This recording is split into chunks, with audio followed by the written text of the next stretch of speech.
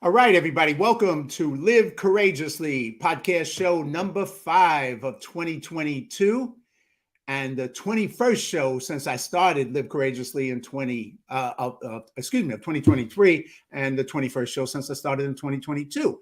So Live Courageously has been the conscious theme of my life for the last 2 years since the beginning of the pandemic in 2020, and an unconscious theme for most of my life. If you haven't seen the previous 20 podcasts, with some of my amazing friends sharing their powerful stories of overcoming all odds and going on to live the best life they can. You can watch them on my John Duffy Live Courageously YouTube channel. This show is about faith over fear.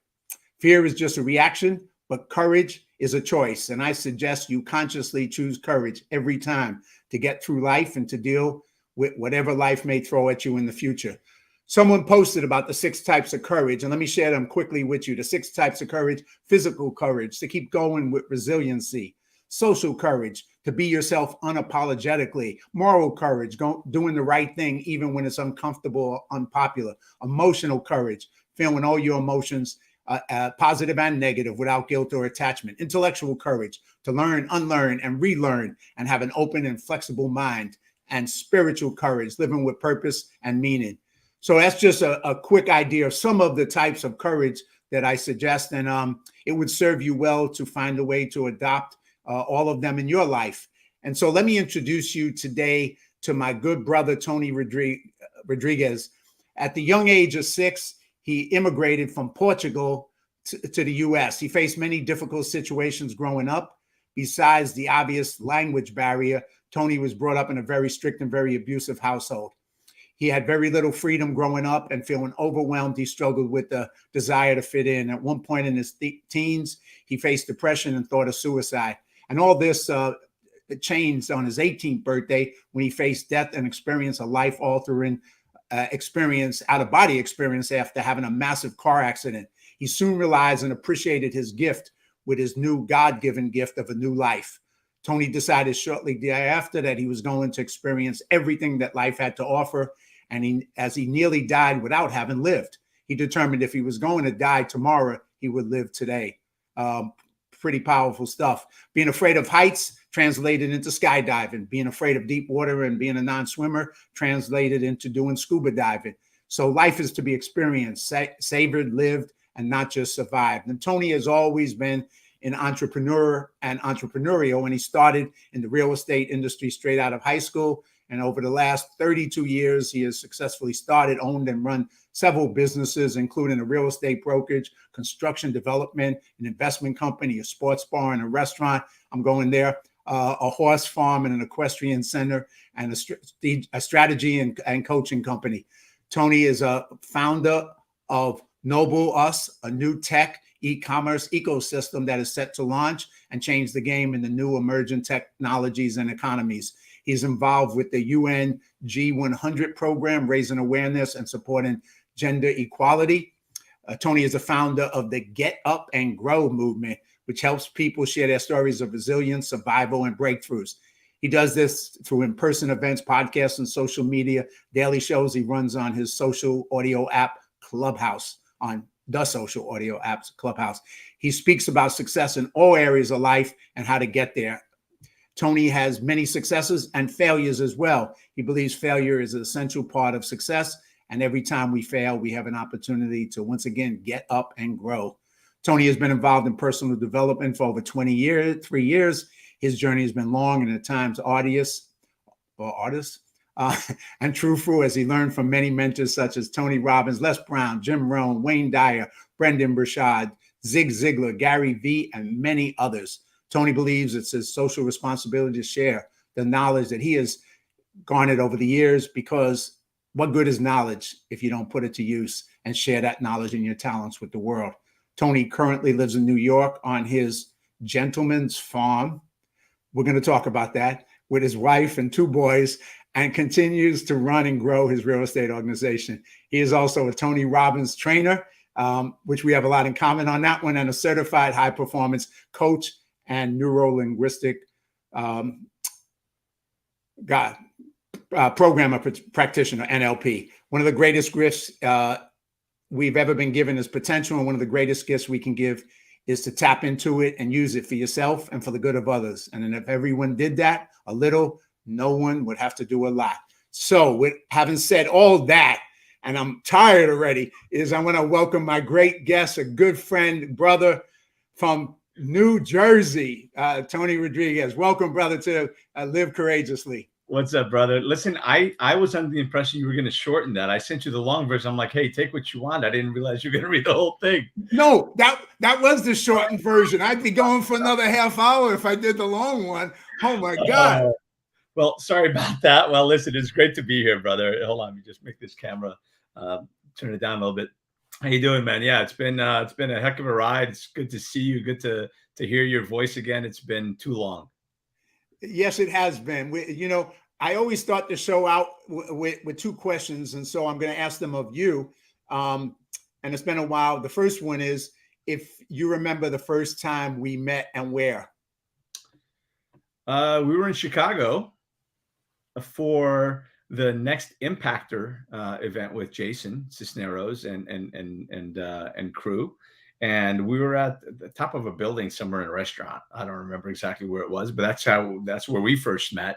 And then, of course, we hung out for a couple of days, wrapping up with karaoke and some cocktails at the end of it, which is a whole nother story. I'm sure you're going to tap into that.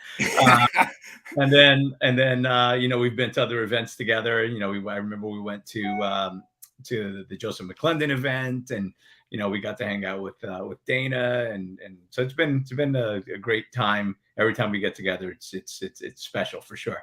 So good to be here with you, brother. Well, and then we also did Florida as well, right? That's right. We did the Unstoppable event in Florida with Jason and the gang again, yes. which was amazing, because again, it is about being unstoppable. And I love the name of your show, man, to live courageously. I hear quotes, I see quotes, I remember quotes. I do not have a great memory, just because of and you'll probably touch on that, an accident that I had a long time ago that gave me a TBI, traumatic brain injury. So it affected my memory. Yet there's these quotes that come into my head that stay there, and I don't even remember them until I need them. And when I said I live courageously, I read something yesterday that rings a bell. And I'm just trying to think of who the author is so that I don't screw it up. It basically said, to live is the rarest thing of all. Most people just exist, right? And they exist because of the lack of courage to go out and chase their dreams, and not just chase them, to hunt them down and make them theirs, right? So to live courageously it's the greatest honor that you can bestow upon yourself and your family and on your creator, right? Because we're supposed to be living courageously. We're supposed to be living out our dreams and and not just hiding from our fears, right? Love that hat that you've got in the back, faith over fear. Absolutely love that. I lived in fear for so long, for fear of growing up, fear of my father, fear of judgment, fear of criticism, fear of so many different things. Anyway, I'm going in a little too fast. I'm going to take you back, and we're going to go back to a few of those things. But I'm going to just throw up a quick picture. This was, and it was kind of great, and it kind of leads into why I started the show too, in a way. But this is the picture of when we were down with the crew, with Jason Cisneros and a bunch of other people at Unstoppable in Florida. I'll put it back up one more time. Yeah, no, I got it. Now you got it. That's put my glasses on. Now you got all of us. So that was at the event in February 2020. And what was great about it for me was that it was right at the beginning of the pandemic, and we just started hearing about it. And, we were goofing around about it, and, it was called coronavirus. And we were like, yeah, get us some Coronas. And, we were, doing that thing. And then, but what it did was, I think for me, it put us in that unstoppable, courageous mindset that took us through the next 2 years. And when fear became such a dominant thing in the society, the culture, the media, I think I walked away from that event super strong, because I had that thing that we were unstoppable. We weren't stupid. We were smart, but we definitely weren't going to let fear stop us. We were going to have faith over fear and get out into the world. So that's kind of what eventually led me to start this show, because I think people needed to and need to hear the message of the way to have a good life, a happy life, a successful life is to go through fear and be courageous and not let fear stop you. It's a warning sign. You take it and then you keep moving. So you were talking about that, and we could jump back to you had a lot of experiences with fear growing up, and then of course a near-death experience at 18, being in a car accident, which kind of is enough to put you into a fear space. So tell us about that. Tell us about your journey from how that affected you, and go anywhere you want with this. Interestingly, first of all, the thing that stops us is fear. It's fear of judgment. It's fear of criticism. It's fear of what others will think. And the others, oddly enough, the others we're worried about aren't the people that are closest to us. It's the others. It's who are they? Who are they? Who are those other people? Because oftentimes we disregard the people that are closest to us and we care more about other people's opinions, meaning the others that don't really matter, because I'm a believer of everyone matters and nobody matters. And those who really matter are those that are closest to us, that we love, respect, that love and respect us, that we look up to. And I love quoting Dr. Seuss, right? And that is that, those who mind don't matter, and those who matter don't mind, right? So we forget that, and we live small in an effort to protect ourselves from the opinions of others and the opinions of those who really matter least, right? So we spend so much of our life trying to prove people wrong. For those of us who actually step into and decide that we're going to try to prove people wrong, the others, those people that don't really matter as much, what we need to start doing is acting courageously, stepping into our power and proving people right? Let's stop trying to prove people wrong and prove people right, because the reality of it is the thing that stops us, that stops you, that stops me, stops all of us, is fear of judgment, and we stop ourselves. So that's definitely something that I've learned to overcome, and I'm still overcoming, because listen, they say, well, you gotta be fearless, and I'm gonna break that one down and say life is not about being fearless, because courage isn't the absence of fear. And I'm sure you've touched on this, and many guests have said this on your show before, because courage is not the absence of fear. It's having fear and doing it anyway. Because if it's not scary, then it didn't take any courage to do it. It takes courage to jump out of the plane for the first or second or fifth time. But if you're a paratrooper and you've jumped out 1,000 times, it's a thrill. It's not courageous to do it anymore, right? So courage is when fear is present and you do it anyway. And again, going back, life is not about being fearless. It's about fearing less. Same word. Break it up. It's not about being fearless. It's about fearing less. And one of the things, and look, I'm much more spiritual than I am religious, but I do know this, that the words "have no fear" shows up in the Bible 365 times. That's right. That's one for every day of the year, with the exception of leap year. I think they missed that one. Right? But the reality of it is, it's not about living in fear. It's living in faith. Right. It's living in faith, because of that. And again, I love that have faith over fear, because both faith and fear demand that you believe in something you can't see. Can you see faith? No. Can you see fear? No. So you have to choose to believe in one or the other. And the reality is something like 98% of the things we fear never really come to pass. So why are we living in fear?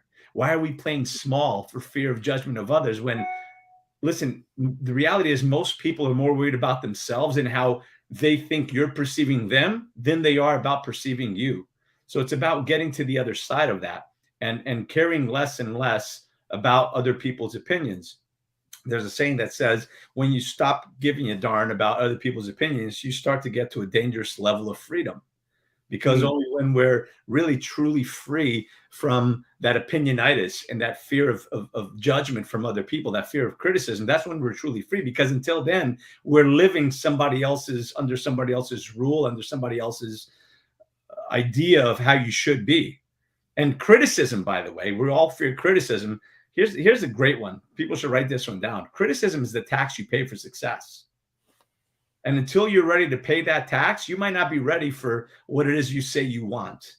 Right. So I'm going to go back to what you were talking about and slow me. You got to slow me down. Otherwise I just keep Let me talking. just jump in one quick second, then I'm gonna take, and you're gonna take me back to the car crash, right? Right. And take me forward. But like what you were saying, and then I'm gonna jump ahead and we'll cover this later. But but like you said, fear is something. It's not being fearless. It's knowing the fear and moving forward anyway. And both of us had a similar experience.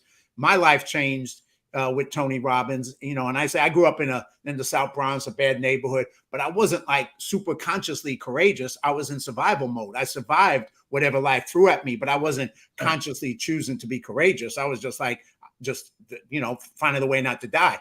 But when my first, I would say, time that I chose consciously to be courageous was when I did a fire walk. Because then I said, okay, that fire in the ground, I can burn my feet. I got soft feet. I'm going to get burned. And now I had a decision. Do I have faith that I can get across like the rest of the people who got across? Or do I go with fear? And so the two choices there, faith or fear. And I chose faith, and I walked across the hot coals and then done it many, many, many, many more times like you have. But that was a conscious decision to choose that.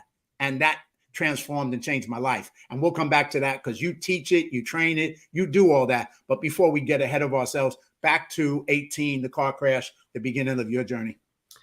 So, growing up, as you mentioned, when you were reading my bio, I did not have a happy childhood, quote unquote. I mean, there were good moments. I'm not going to say that it was all dark, but there was more darkness than light. I'll say that I was brought up being told that I would never amount to anything. I was no good, just about everything that we want to tell our kids and preach to our kids and encourage them. I kind of got the opposite of that. So I didn't have a good time growing up. And as you mentioned before, at 16, I was suicidal on more than one occasion. And, I never acted on it because I always said, who's going to tell my mom I'm dead? And then shortly thereafter, I decided, and I don't know at what point that happened, if it was before my accident or after the accident, I had decided that I wouldn't give anything or anyone the satisfaction of my demise. So I'm going to say that and make sure that everybody gets that. Don't give anything or anyone the satisfaction of your demise, because that is the ultimate failure. You don't fail until you give up, right? And if you're up against something and you do that, not only do you give them the win, it's the ultimate victory for anything or anyone or any situation that's trying to get the best of you. You gave them a win. But not only that, what effectively you've done is you've multiplied your pain times 1,000 and force-fed it to those people that love you the most. So I'd encourage you, if you're having any of those thoughts, reach out to somebody. Heck, reach out to John, reach out to me, reach out to somebody, because somebody's out there willing to help you that has already been down the road that you've have been in the fight that you're in right now.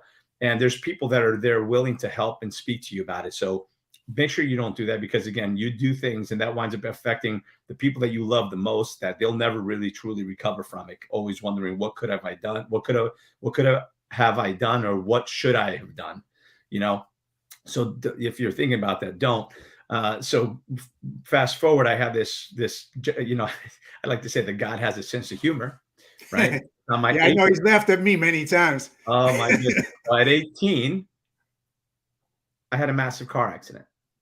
Not going to get into the mechanics of the accident. Let's just say that there's a 4-letter word that saved my life. As I turned to my cousin who was driving and screamed it out, and I was ejected from the car. Oof. Because I turned to him, my hips, actually, I went out of the windshield, but I came back in, which caused even more trauma. Well, Probably not as much as if I had actually gone out, because I would have hit the van we hit and I would have been dead. But I went out, and so I had severe facial trauma. I had trauma, head, shoulders, knees, and toes kind of thing. And I don't remember much. I remember just being disoriented. And then I remember kind of coming to in the hospital, looking down at my body from about 15 or 20 feet up and just saying, 4-letter word. I am like, fuck, who's going to tell my mom I'm dead? Which was really kind of the same thing that happened, 2 years prior, except it didn't happen. And the reality of it is, it wasn't scary. For the first time, I felt peace. It was a very strange experience. And I think that most people that have had that experience will explain it as a very peaceful, not scary, not hot, not cold, just there. It wasn't scary. I just looked down. The only thing I felt bad about was my mom. That's who I thought about. Wow. Tell her that I died. And then, of course, I I had the black tunnel, white light, and my name's being called, and I'm rushing towards the light, and there's images flashing as I'm going through this dark tunnel, and there wasn't much to see because I would have died without having lived. I was just 18. I think I'd been to one movie. I got Wow. in trouble for it. I'd never had a girlfriend. I Huh. never played sports because just that's not what happened. I've been working since I was 11. Phew. A part-time job anyway. And then, Mhm. then that part-time job became almost a full-time job by the time I graduated out of high school. So I would have died without having lived. I was in survival mode. So as you mentioned earlier, when you were reading my bio, is I decided if I was going to die tomorrow, I would live today, because life is not just to be survived. I don't want to just survive. Right. Almost like Oscar Wilde's comment, the rarest thing of all in the world is to live. Right. Because most people just exist. I don't want to just exist. I want to experience life. I want to taste life. I want to travel. I want to experience new things and places and foods. And because ultimately, when we die, the only thing we leave behind is not what we leave for people. It's what we leave in people. It's the impact that we leave, the imprint that we leave on people's hearts, and the change that you were able to make in somebody's life. Not how much money you leave, not anything. It's the impact that you leave is the imprint in somebody's heart and their life. So Just excuse me for interrupting, Tony. Say that one more time, because I think that is so powerful, and I think for people to realize that's really what, if you're remembered for that, you did great, not the other stuff. So say that one more time about the impact. I mean, I just think that's so powerful. Thank you. And I will remind you that this is completely unscripted. So I'm going to try to say it again. And maybe I'll remember it too. So ultimately, what we leave behind, it's not what we leave for people. It's what we leave in people. Right. It's the impact that we're leaving on their lives, the imprints on their hearts, not just their wallets. Because you know what? You can leave a lot of money and it's gone in an instant. It can even destroy people's lives. But it's the impact that you leave. It's the impact. Whose lives were you able to help? Who were you able to save? Whose life were you able to shift?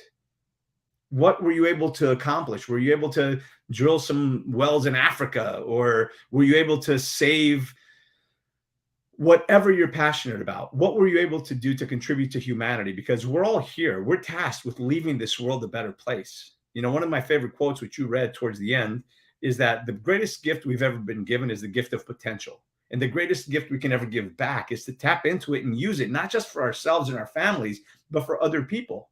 Because what good is acquiring this knowledge and wealth and acquiring all of these things? It's like getting the cure for cancer, saving yourself and your family, and then burning the recipe, right? It's about what you're going to pay it forward, leaving this place better than you found it. So ultimately, that's what it is. That was a journey that I kind of embarked on. Again, the journey of living life and not living in fear, and going after what I wanted, and overcoming the fear, overcoming the challenges, and not care as much about what other people think about me than what I think about myself. And that was an ongoing journey into my 40s, right? Because these are things that there's so many things that we go through that it imprinted in us. You're not good enough. You're stupid. You're this, you're that. It takes years. And I'll just say this, one of the worst limericks that I think we've all said thousands of times as kids, and people still say today, and I say, stop. That is nonsense. That is bullshit. Is this: sticks and stones may break my bones, but words will never hurt me. Holy shit, is that a lie? Because sticks and stones will break your bones, but you'll heal. The skin will heal, the bones will heal. And guess what? That bone won't even break again in the same place because it's stronger after it healed. But words cut deep. And there's people that spend their lives underneath those heavy words that were given to them at the wrong time. And they can never get out from under them because they didn't do the work, or they didn't surround themselves with the people that are going to lift them higher. So they're forever known as a stupid person, or dumb, not good enough, not worthy, unlovable, unlikable. You're a piece of garbage. You're going to be nothing but whatever. And we've all heard that. God knows I heard them all. But it's about getting out from under those words, because those words, man, those words break bones, break dreams, they break you. And so many people wind up, when they actually wind up coming up against something and fail, and they say, I knew it. I ain't good enough. or I'm not good enough, I'm not smart enough. And then they give up. So, and I forget who it was that said this. It may have been Earl Nightingale or something that said this. So many people die at 25 and only get buried at 75 and say they lived 50 years, but they didn't. They lived the same year 50 times. Why? Because they get up against that challenge, that problem, and they prove somebody right because of the mistake that they made. They give up on their dreams and they stop going after what they want. They stop believing in themselves. And they feel small and they say, I knew it. See, they were right. And then they stay there and they live the same year 50 years in a row. And they die many times unhappy, unfulfilled. You know, they say that the cemetery is the richest place in the world because of all the unwritten books and unwritten songs and unsung, you know, all of those things, those ideas and thoughts that never came to fruition because of the words that we hear. Because the words that we speak are so powerful and people don't understand this. Well, you know, and one of the things too, somebody that we both learned from and mentioned in your bio, Les Brown, you know, yeah. he tells a story, you know, he was, and not just the words, but the labels that people give them or give people. When they give you a label, that becomes your identity.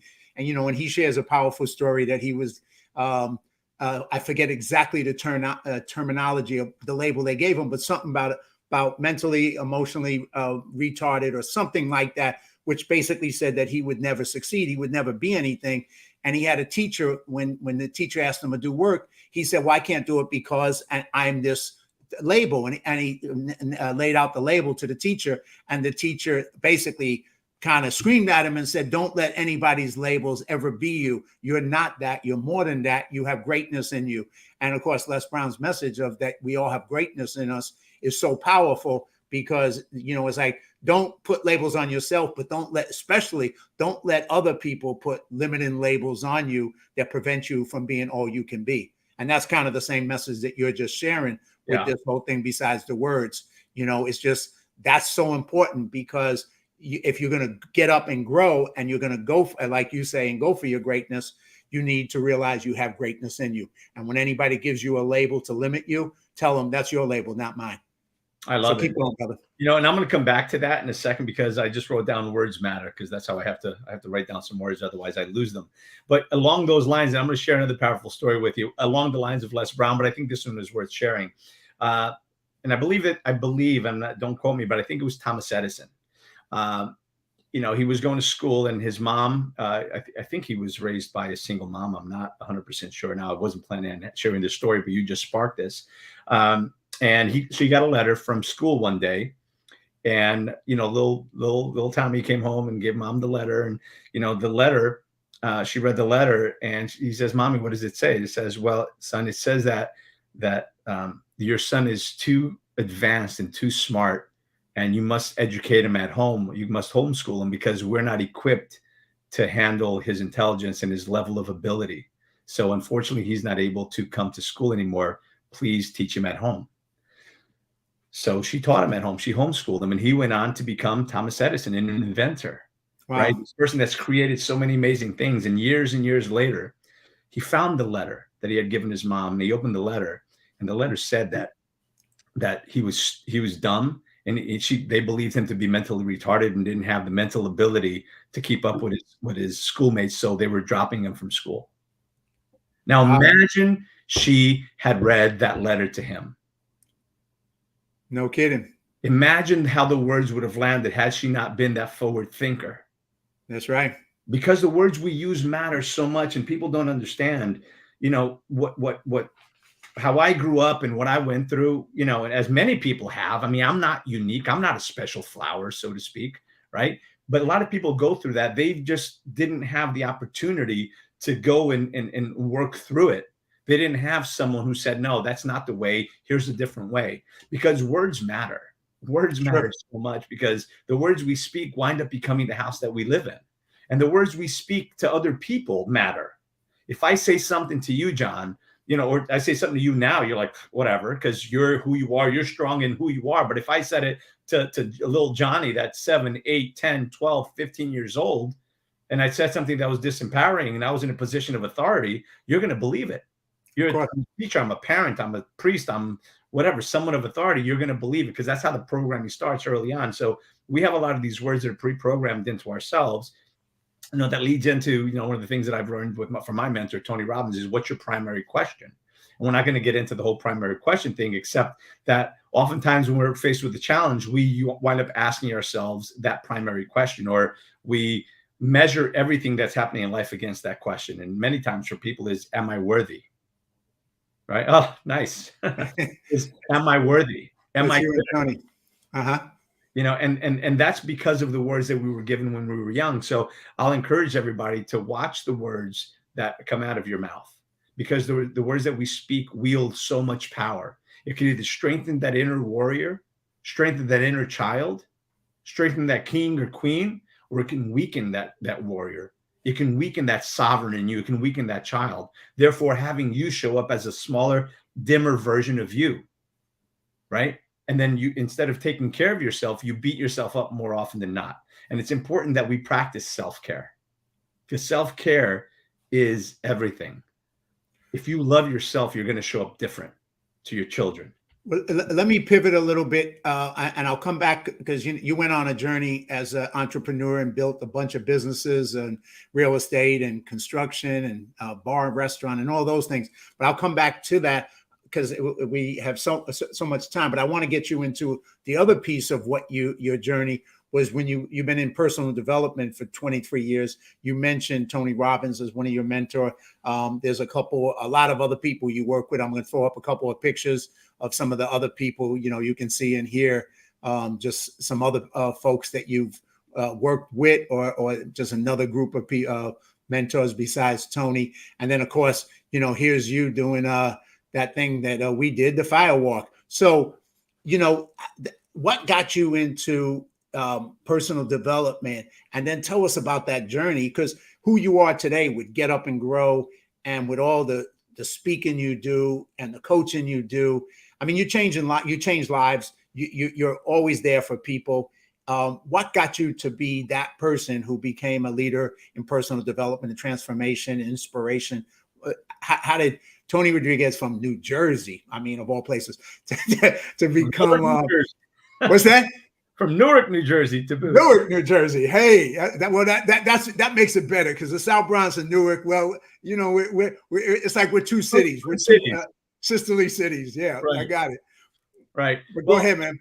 I think that ultimately, when I found Tony Robbins, my first exposure to him, I was probably 24, 25 years old. I had already seen some success in my life. I was just opening up a real estate office at 24 or 25. And I went to a one-day event where he was one of several speakers, and I listened to him, and it was kind of interesting and enthralling. Yet I had so much going on, and both between finances being tight, starting a new company and everything else, I didn't pursue it until I was 28. When I was 28, I went to see Tony for the first time in person at a UPW, a 4-day event. His entry level course, we'll call it. If you've never done it, absolutely worth it. Just check out UPW, Tony Robbins UPW. Go to Tony Robbins. 100%. Yeah, Tony Robbins. Life changing. Absolutely life changing. So I went to this event, and I learned a couple of things there that really started to shift my life. Number one is what you focus on. Where focus goes, energy flows, and what you focus on, you experience. A lot of people think about the bad things that happen in their life, and the bad things are always available, but so are the good ones. You can have 20 bad things happening and 2 really good ones. You can choose to focus on the good instead of the bad. And what focus on is what you're going to experience. That's number one. And then the other one was that life is happening for you and not to you. Oof. Let me tell you, that one phrase changed my life, because as I look back and I blamed so much and was willing to give up everything to not have had that accident that came to derail my life and to upset my life and hurt my body and memory and everything else. And, the childhood that I had and everything else. And, when I heard that, I'm like, holy crap, that accident didn't come to knock me off my path. It came to knock me onto the course I should have been on the whole time. I may not have had the father, the childhood that I wanted, but I got exactly what I needed to have to be the father, the husband that I am today, right? Everything that we go through is preparing us for what it is we say we want. And so that's life happening for us. And those two things really catapulted me and gave me just a different mindset shift. And to answer your question, the reason I started going to Tony Robbins is because I was trying to deal with some of the challenges that I was facing emotionally, mentally, physically, in business, the blockages that we all suffer, the negative self-talk, the negative belief systems, so many of those things that we need to work through. What personal development's really about, right? It's about discovering who you are, knowing why you do act, react, and say the things that you do. Because once you can figure yourself out, then it's that much easier to understand and figure out why other people say, do, and act and react the way they do. So it becomes a communication thing. So I went to first UPW, second one, third one, because maybe I'm a slow learner, right? And then I went further and I did all of the programs, and I showed up as crew to volunteer to help other people go through the events. And then I became, part of the senior leadership. And then they made me a trainer a few years ago, which has been a blessing. The whole ride's been a blessing. I've been fortunate to be put in difficult situations in front of good people that were going through difficult situations. And I was just blessed to be there to help them through some of the darkest moments of their lives. Whether it be just, a myriad of things, everything from PTSD to suicide to murder suicide to all kinds of different challenges that people deal with in their lives, from relationships and physical. There's just, it's a plethora of things. And many times it's just getting over the BS, right? The belief systems that we have, the bullshit belief systems that we have as to why we don't have what it is we say we want. And so it's just been an evolution, right? So I've always been in the search of what's next, what's that next level? How can I improve my life? And then again, as I learn, I share that knowledge, that wisdom with other people, because again, what good is it if you don't share it? Right. So that's what my journey has been about. And I'm still involved with the organization. I still a trainer with Tony, and I'm honored to be part of that elite team. And I'm a big proponent of taking people through it. As a matter of fact, even my own one-on-one clients that I work with, as the executives or entrepreneurs or whoever they are, I encourage them to go to a Tony Robbins event, because a lot of the things that I teach, I've learned from so many different places, including my own life's experiences. Yet so many of the lessons I've learned has been because of the tutelage of Tony Robbins. And the reality of it is, being in search of who you are and what your mission is, ultimately, it's just been part of who I am and who I've become. So I'm happy to be on this journey. Well, I echo what you said, because like for me, when I did that weekend, Unlimited Power weekend, the 4 days with the fire walk, I was at a stuck point in my life, and I was working in the post office as a mail handler, night shift. I was doing some things good and I was doing some things wrong. And for me, the thing that stuck, there was so much, but one thing was a message of take 100% responsibility for your life. And that message was like, okay, so it's on me. The good, bad, and ugly that I'm creating in my life is on me. It ain't on anybody else. So if I'm creating bad, me. If I'm creating good, me. So what do I want to create? And now the full response. And it changed my life that weekend. I stopped using drugs. I never used drugs ever again for the rest of my life. It was a life-changing thing. And from that point, I said, I'm going for my dreams. So it planted the seeds.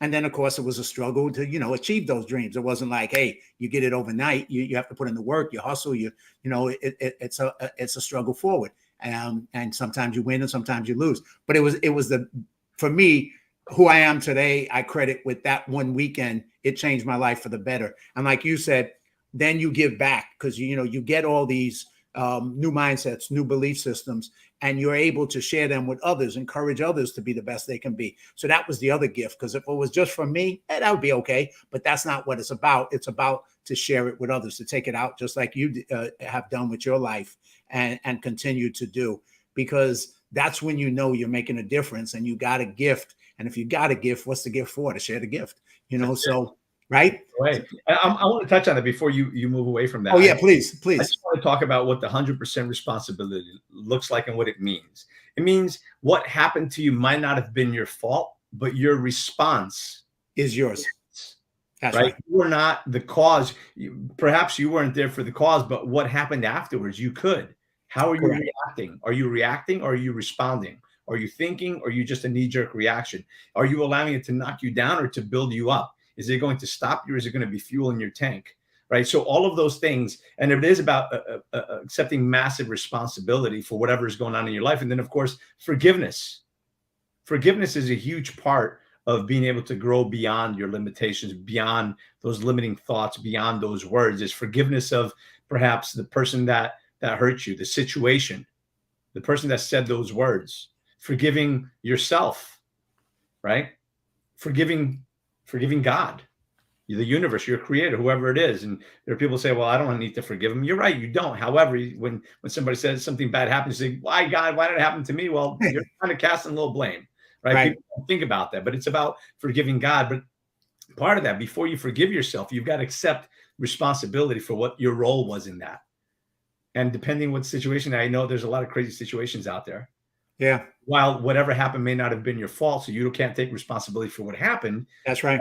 If just for a split second you take responsibility for the fact that you were just alive at the wrong time in the wrong place, just own that, because it may not have been your fault, but how can you forgive yourself if you don't own it, even just a little bit? So just for a split second, own it so you can forgive it, let it go, and then be grateful for the lessons that life brings you, not necessarily for what happened, right? Because as you see here next to my name, Get Up and Grow, it's a movement that I started, that it's about helping people grow through what they go through. Because until you grow through what you go through, you keep going through it. You keep experiencing the pain until you grow through that. And how do you grow through it? Is by learning the lesson that life was trying to teach you. And then beyond that, and then you can move past it. But if you just move past it without finding the gift, because the gift in that lesson is the next level. That's where forgiveness helps you get to.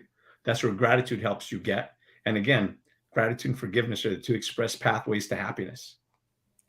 Well, thanks for going deeper with that, because I think that those distinctions are important for people to understand. And well put, man. I'm like going, yeah, man, give me another hour. I need some more time with you. But I know I had a feeling this was going to go a little deeper, and I know I talk a lot, so you've got to keep me off, in the rails. Otherwise, I go off the rails. Hey, no, not even off the rails, man. You just go deep into stuff, and I think when people hear it and people hear it later, I think the information and the wisdom in it is worth going deeper. So, I mean, thank you for doing that. I just want to cover so much today, and then we'll find another way to cover some more. But just to throw up some two pictures and have you talk about both of those now, is this one is a show that you do on Clubhouse, which is with Jason Cisneros, which is business principles as part of your Get Up and Grow on the Clubhouse app. That's one thing that, I would like you to talk about. And the other thing is that new endeavor that we mentioned earlier on, which is Noblest. And that's another endeavor that you're doing with Jason that you just created. So, because I don't want you to run out of time on those two things, but, maybe start with the Clubhouse and then get into the Noblest. Sure. Well, Clubhouse. And I pronounced it right. Not bad for a brown sky, right? Very nice. Very nice. But yeah, so Noblest is a social media audio app that was created in 2020, end of 2000. Clubhouse. Yeah. Right. And it's a social media audio app, and you go on. It's almost like having a podcast or having a show, except people are in the stage. They can come up, ask questions, and it's just this little picture, and you unmute and speak about it. But it's a great platform for people to be able to learn and ask questions of experts and people that are doing what it is you say you want to do, and perhaps living the life you want to live, or whatever that looks like. And there's plenty of nonsense that happens just like in every social media app. Yet the rooms that I do run two rooms. One started off with a friend of mine that was the president of Success Magazine. So we had the Success Room for a while. Now it's just the Get Up and Grow room, talking about success in every aspect of life. And that runs Monday through Friday from 7 a.m. to 8:30 Eastern. And then, of course, with Jason, I do this room, which is Business Principles, just talking strictly business, about business and business theories and practices and techniques and strategies and so many different things. We recently just spoke about this Saturday is, what business are you in?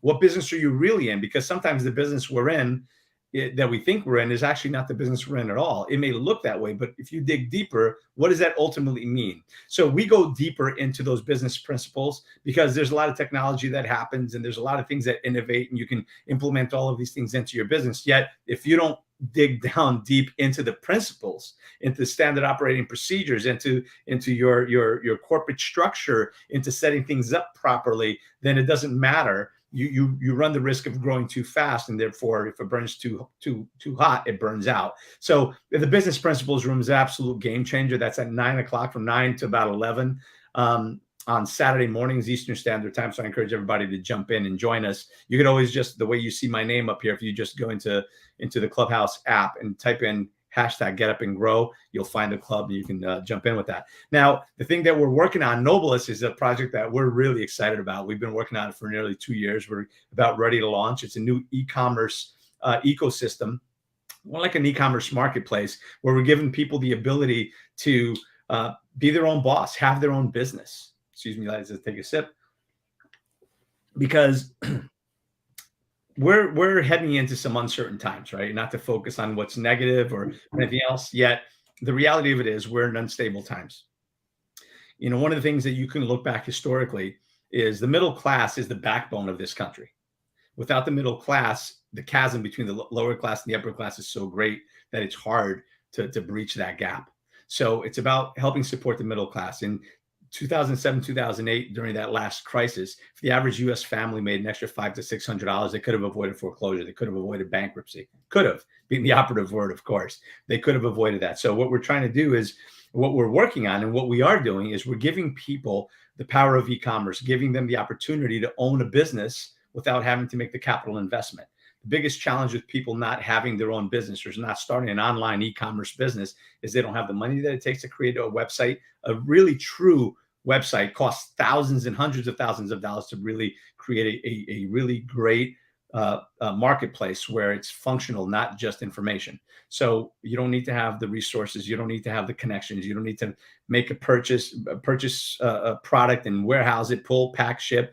You don't have to worry about returns, customer service, any of that. We've created this platform where we're the person in between. We're helping you create this online website, and we're the bridge between the manufacturers, where we're giving you, for $799 one-time setup fee, which, by the way, we're waiving that until we have our launch. We're waiving the setup fee of $799.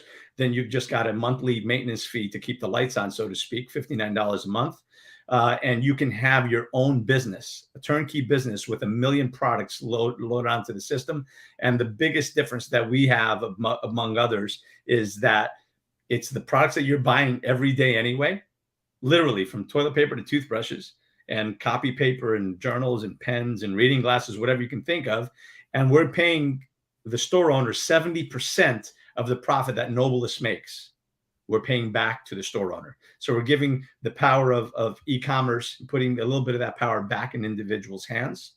And we're also helping support US-based businesses, right? Because this is US-based for now until we go global. But we give people the opportunity. It's the easiest way to sell online. You can literally log on and have your store set up in 5 minutes. And of course, we haven't launched yet. It's launching the next couple of weeks. But we're excited to say that we've already got over 4,000 people signed up. And I'll give you the link. If you go to nobilis.com/partners/liberty and put in the code GROW, and you'll be able to sign up for a free store. I'll put this up at the end, all your contact information, including Nobilis.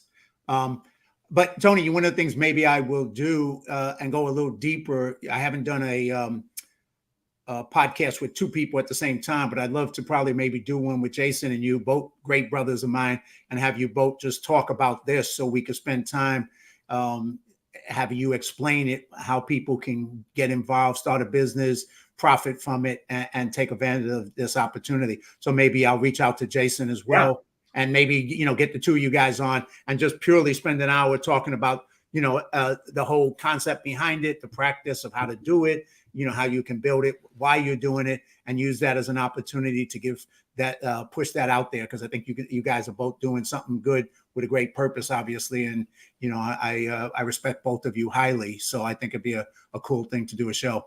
I appreciate it. Because, the reality of it is so many people are tired of the big mega corporations, the Walmarts, the Amazons, all the big companies that are out there hurting the little guy. This is giving the little guy back a little bit of power. Right. And it's about social entrepreneurship. It's about ethical capitalism. Imagine that, ethical capitalism.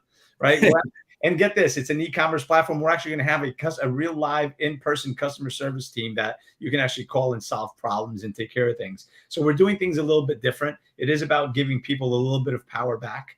And you can do that just by giving them the opportunity to earn a little bit of money, and showing them that there's another way. And of course, there's a huge component of social entrepreneurship there, where we're contributing back. We're encouraging people to contribute back parts of their profits, if they choose to a charity of their choice.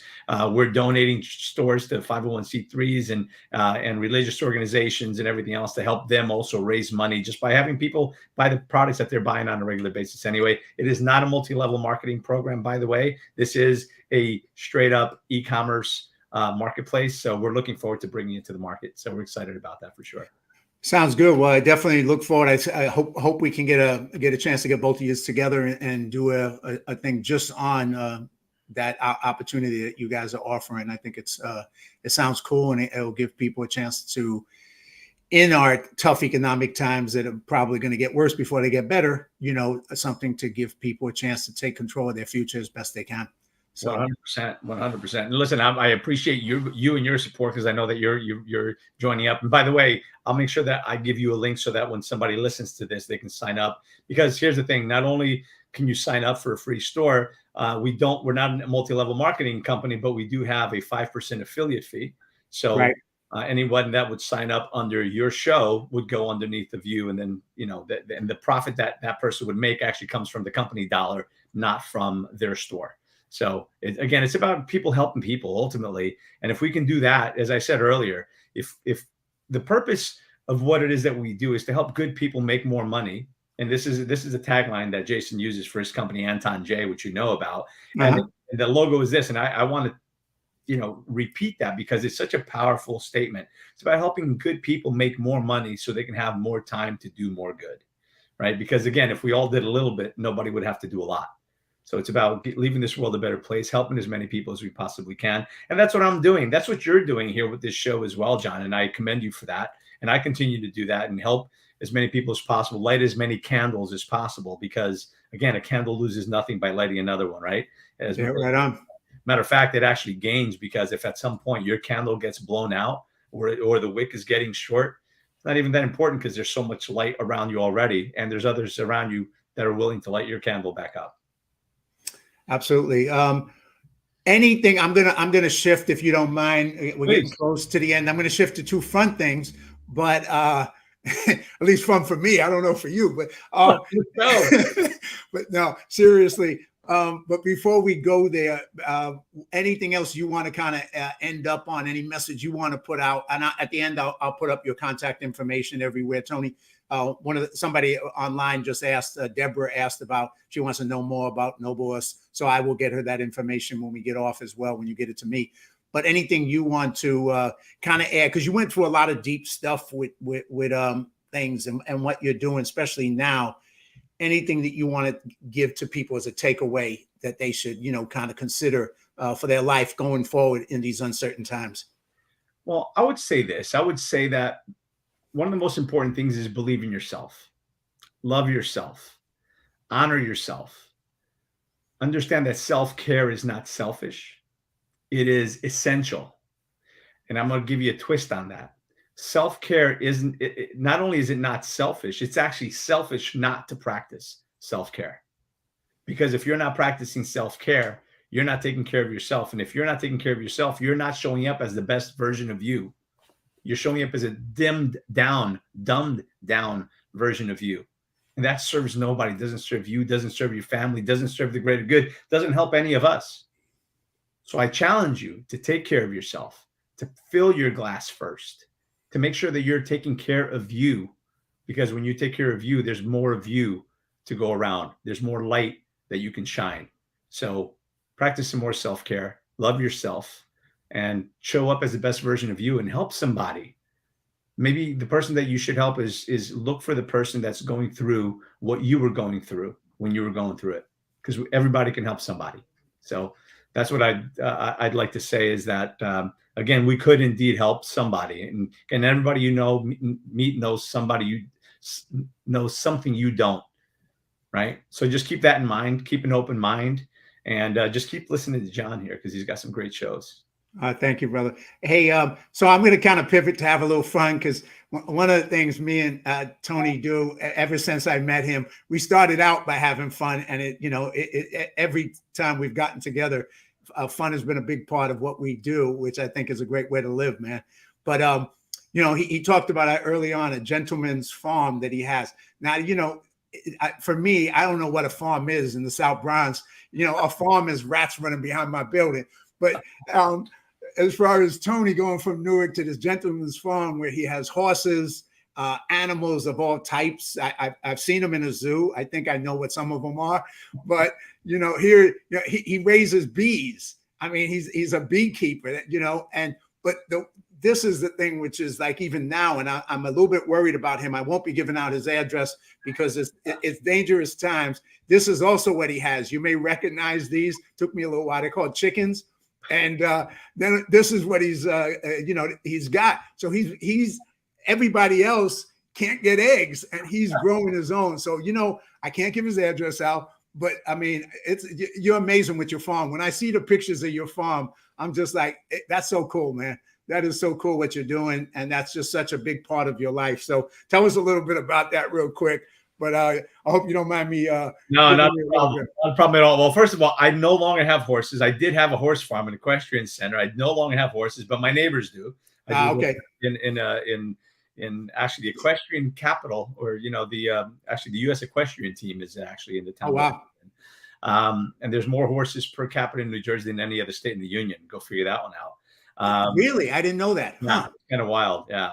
But as far as the bees, I was born in Portugal. I grew up in Portugal until I was about 6 years old. And I remember that my father had 2 beehives in the back corner of the garden. And those bees didn't like me. Every time I'd look at them, they'd come and they'd sting me, right? But I do, however, remember the honey.